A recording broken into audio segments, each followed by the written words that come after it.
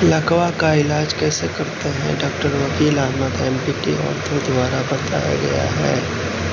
Doctor वकील Ahmad empty ortho द्वारा बताया। फ्रेंड्स, मैं डॉक्टर आशुतोष रंजन अपने channel doctor Ashutosh Ranjan medical class में आप लोगों का स्वागत करता हूं। आज का हमारा टॉपिक है पैरालिसिस। लकवा क्यों होता है, किस कारणों से होता है और क्या उचित ट्रीटमेंट है, कौन सा इंजेक्शन देने से लकवा जो है 95% रिकवर हो जाता है।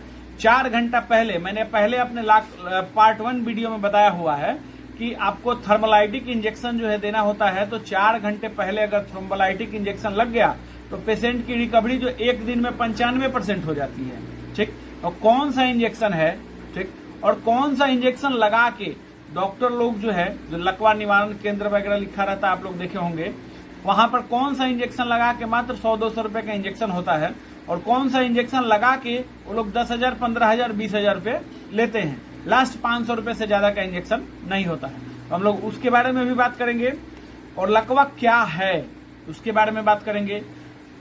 लो बीपी की वजह से अगर किसी को पैरालिसिस हो गया है तो उसमें क्या ट्रीटमेंट देना है, फर्स्ट ट्रीटमेंट क्या होगा। तुरंत जैसे मान के चलिए आपको पेशेंट आपके पास आया तो आपका उसमें स्ट्रिक्ट ट्रीटमेंट, इमरजेंसी ट्रीटमेंट आपको क्या करना है उसके बारे में जानेंगे। और घर पे जब उसको ट्रीटमेंट देना है तो क्या उसको ट्रीटमेंट देना है उसके बारे में भी जानेंगे। लो बीपी के लिए जान लिया। हाई बीपी की वजह से अगर किसी को पैरालिसिस हो गया है तो हम लोग जानेंगे कि हाई बीपी में जो है कि कौन सा मेडिसिन उसको देना है और तुरंत इमरजेंसी में कौन सा मेडिसिन देना है और घर पर जो है कितने दिन मेडिसिन चलाना है और क्या चलाना है, मेडिसिन का क्या डोज रहेगा, कितने दिन में पैरालिसिस ठीक हो जाएगा, इन सब को इस वीडियो में जानेंगे। देखिए ये वीडियो बहुत ही महत्वपूर्ण है और बहुत ही रिसर्च करके मैं आप लोगों के लिए वीडियो लेके आया हूं। देखिए रिसर्च क्या करना होता है, क्योंकि आपको मैं कैसे समझा पाऊं इस चीज का रिसर्च मुझे करना होता है। चलिए तो स्टार्ट करते हैं फ्रेंड्स। वीडियो को एकदम कंटिन्यू वॉच करना है अगर आप सीखना चाहते हैं तो। अगर आप ऐसे ही वीडियो देख रहे हैं तो कोई मतलब नहीं है, आप अपना जो है कि वीडियो पुश करके दूसरा वीडियो देखिए, कॉमेडी देखिए, डांस देखिए या जो आपको इच्छा हो देखिए। अगर आप कुछ सीखना चाहते हैं, आपको अवेयरनेस चाहिए कि लकवा क्यों होता है, क्या इसका ट्रीटमेंट है, तो आप वीडियो में पूरी तरह बने रहिएगा। मैं आपसे मात्र 8 से 10 मिनट समय लूंगा।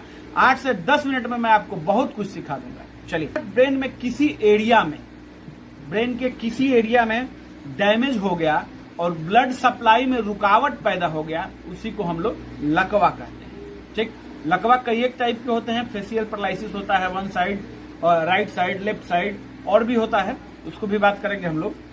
बट पहले लकवा क्या होता है इसको जान लें। अब देखिए मेनली जो है दो टाइप की समस्या आपको देखने को ज्यादातर मिलती है। मेनली ज्यादातर एक तो देखिए लकवा जो है ब्रेन हैमरेज की वजह से हुआ। ठीक है, ब्रेन हैमरेज हो गया है पेशेंट का। दूसरा क्या है, देखिए समझने के लिए मैं आपको समझा रहा हूं, ब्रेन में क्लोटिंग हो गया। ठीक है, कहीं ना कहीं क्लोटिंग हो गया है, ब्लड सप्लाई रुक गया। तो 2 कारण है। तो एक समझने के लिए मैं आपको एग्जाम्पल में बता रहा हूं। जैसे मान के चलिए ब्रेन की कोई पाइप अगर जो है डैमेज हो गई, ठीक है, फट गई, थोड़ी बहुत जो है कि फट गई, डैमेज हो गई, तो उसको जो है हम लोग ब्रेन हेमरेज कहेंगे। ठीक है, वहां पे हेमरेज हो गया। तो क्यों होता है, हाई बीपी के वजह से ब्रेन हेमरेज होता है। ठीक, अब समझते हैं दूसरा पाइप। अगर कोई पाइप ब्रेन का जिसमें ब्लड फ्लो कम हो गया, ठीक है, थक्का जम गया ब्लड का, उसमें क्लॉटिंग हो गया, थक्का ब्लड का जम गया, तो उसको उसमें क्या होगा कि ब्लड सप्लाई उसका कम हो जाएगा। तो ये कंडीशन किस में होता है, लो बीपी वाले पेशेंट में ये कंडीशन आपको देखने को मिलेगा। चलिए, तो ये तो हम लोगों ने जान लिया एग्जाम्पल के थ्रू कि लकवा क्या होता है और क्यों होता है। चलिए अब देखते हैं ट्रीटमेंट, सिम्टम भी जान लेते हैं। जैसे मान के चलिए किसी को लकवा पैरालिसिस होने वाला है तो कुछ दिन पहले से उसको सिम्टम मिलने लगता है और मरीज गलती करता है और जो है कि डॉक्टर के पास नहीं जाता है तो समस्या और बढ़ जाता है। थोड़ा सा शॉर्ट में ट्रीटमेंट जान लेते हैं। देखिए अगर कभी आवाज का लटपटाना हो, ठीक है, जैसे बोल रहे हैं, कुछ भी बोल रहे हैं और लटपटा गए, खाना खा रहे हैं तो जो है कि ऐसे खाना खा रहे हैं तो हाथ इधर का उधर जा रहा है, ठीक है, और 5-10 मिनट बाद अपने आप ठीक हो जाता है। ठीक, शरीर का कोई अंग ऐसा लग रहा है कि काफी कमजोर हो गया, जैसे कि मान के चलिए हाथ हो गया, पैर हो गया, कोई भी लेफ्ट साइड का हिस्सा, राइट साइड का हिस्सा, ऐसा लग रहा है कि उसमें जान ही नहीं है, काफी कमजोरी सी आ गई, ठीक। और थोड़े दिन बाद जो है अपने आप ठीक हो जाता है, थोड़ी देर बाद ठीक हो जाता है, या कोई मल्टीविटामिन वगैरह खा लिए तो ठीक हो जाता है, ठीक। तो इसमें है कि आपको डॉक्टर से सलाह लेने की जरूरत है। अगर ऐसी सिम्टम आपको मिलती है तो डॉक्टर से कंसल्ट करने की जरूरत है। चलिए, आपने समझ लिया। अब ट्रीटमेंट को समझते हैं। जैसे मान के चलिए कि किसी का बीपी लो हुआ है, ठीक है, पेशेंट का बीपी लो होने की वजह से जो है पैरालिसिस हुआ है। तो फर्स्ट ऑफ ऑल देखिए, ट्रीटमेंट आप थोड़ा सा नोट करिएगा, ट्रीटमेंट आप लोग माइंड में नोट करिएगा। वैसे इसमें तो दिख ही रहा होगा। तो सबसे पहला इंजेक्शन आपको क्या देना है? सबसे पहले तो उसका बीपी चेक करना है। अगर लो है तो लो का ट्रीटमेंट स्टार्ट करेंगे। इमरजेंसी ट्रीटमेंट में सबसे पहले जो है उनको मिथाइल कोबालामिन 2500 का इंजेक्शन उनको देना है, ठीक है, आईवी कर देना है, ठीक है। उसके बाद आपको क्या करना है, अगर आपके पास मिथाइल कोबालामिन 2500 नहीं है तो आप जो है कि न्यूरोकाइन गोल्ड एम्पुल 1.5 एम्पुल दे सकते हैं। एक एम्पुल और फिर आधा एम्पुल उसको भी दे सकते हैं। तो लगभग उसी के आसपास आपका जो है क्वांटिटी आ जाएगा, ठीक है। तो इसको पहले आईवी कर देना है। आईवी करने के बाद कंप्लामिना इंजेक्शन जो है, ये देखिएगा इमेज, इसको आपको कमर पर लगा देना है। इसका काम क्या है ये भी जान लेते हैं। पिछले वीडियो में मेरे से पूछा गया था कि सर लो बीपी में देंगे कि हाई बीपी में देंगे, इसको कहीं भी दे सकते हैं। इसका काम क्या है इसको जानिए। इसका काम ये है कि ये जो है कि ब्लड वेसल्स को चौड़ा कर देता है। तो जहां भी ब्लड रुकावट हो रहा है, ब्लड की सप्लाई अच्छे से नहीं हो रही है, तो वो धीरे धीरे खुलने लगता है, ठीक। तो वहां पर जैसे मान के चले कि ब्लड वेसल्स को चौड़ा कर दिया, जब रास्ता चौड़ा हो जाएगा तो फिर वहां ब्लड आने जाने में दिक्कत नहीं होगी। तो कंप्लामिना इंजेक्शन का यही वर्क है, ठीक है। ये आपने जान लिया, मिथाइल कोबालामिन और कंप्लामिना। और उसके बाद आपको क्या करना है, एक एंटीबायोटिक उनको देना है। तो आप 1.5 ग्राम का इस्तेमाल कर सकते हैं। इंस्टेंट रिजल्ट के लिए आप 1.5 ग्राम ही इस्तेमाल करें। अब उसके बाद उनको जो है कि आपको बीपी मेंटेन उनका करना है। बीपी मेंटेन करने के लिए आपको क्या करना है कि आपको जो है उनको आरएल फास्ट देना है, ठीक है, फास्ट आरएल चलाना है। अब देखिए बीपी ज्यादा ही लो है तो आरएल जो है 2 आरएल आप एक साथ लगा सकते हैं। कैसे?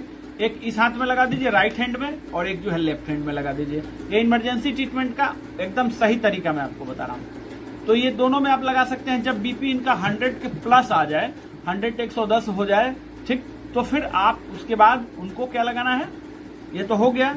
उसके बाद तब उनको मेनिटोल लगाना है, ठीक। अभी आपने क्या समझ लिया, इमरजेंसी ट्रीटमेंट। क्या इमरजेंसी ट्रीटमेंट आपको देना है। अब इसके बाद घर जाके जो है क्या उनको देना है ये समझ लीजिए। घर जाने के बाद उनको क्या ट्रीटमेंट चलाना है। तो घर जाने के बाद इनको जो है ऐसा करना है कि मेनिटोल को जो है, मैं मेनिटोल को एक सुबह और एक शाम, ठीक है, आप देख लीजिए। मेनिटोल को दो टाइम चला सकते हैं, सुबह और शाम, ठीक। और उसके बाद उसके साथ क्या क्या देना है, एम्पुल न्यूरोकाइन गोल्ड, ठीक है, जो 1500 mg में होता है। एक एम्पुल सुबह, एक एम्पुल शाम, ठीक है। आईवी देना है, क्विक रिजल्ट मिलेगा, ठीक। आईएम में मिलेगा, थोड़ा कम स्लो रिजल्ट मिलेगा। ये समझ लिया आपने। कंप्लामिना इंजेक्शन को क्या करना है, अल्टरनेट दे देना है। एक दिन छोड़ के इसको जो है कि इस इंजेक्शन को देना है, ठीक है। ये हो गया। अब इसके बाद इसमें इनको 1 ग्राम सुबह और 1 ग्राम शाम भी एंटीबायोटिक भी देना है।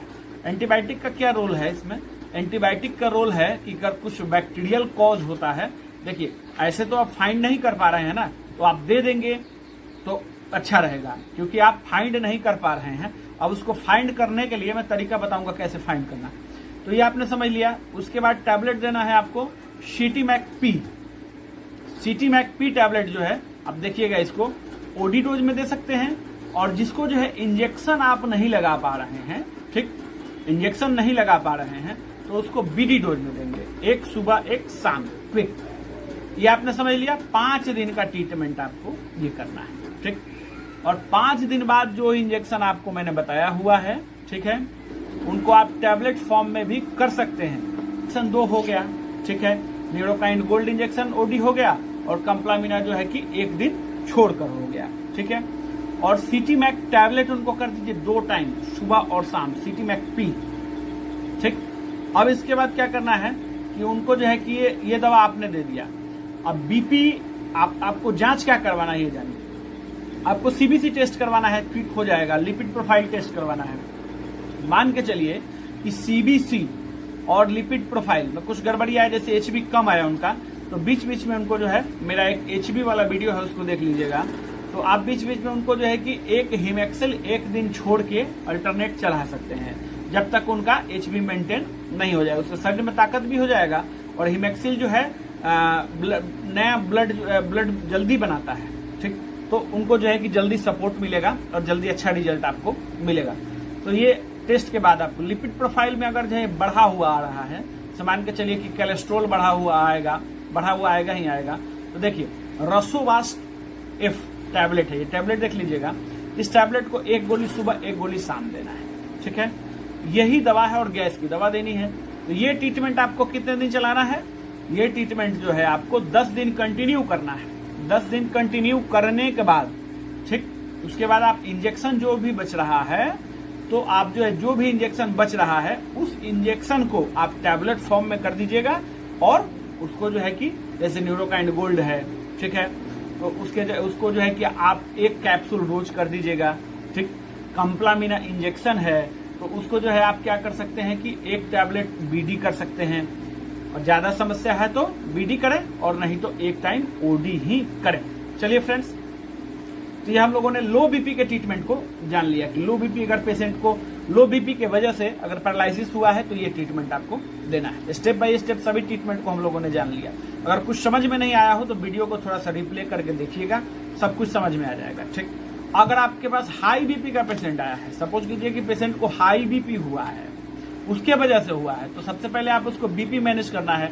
सबसे पहला इंजेक्शन आपको लेसिक्स देना है, ठीक है, लेसिक्स इंजेक्शन आप देंगे, बीपी जब उनका डाउन हो जाए लेसिक्स इंजेक्शन दीजिए और मैनिटोल जो है उनको तुरंत लगा दीजिए, मैनिटोल जो है उनको तुरंत लगाइए, ठीक, और लेसिक्स इंजेक्शन दीजिए। 1-2 बार बाथरूम होगा तो बीपी उनका कम हो जाएगा। अगर बीपी की दवा पहले से खा रहे हैं तो उनको बीपी की दवा दे सकते हैं, बट देखिए टैबलेट देंगे तो तुरंत जो है वो काम नहीं करेगा।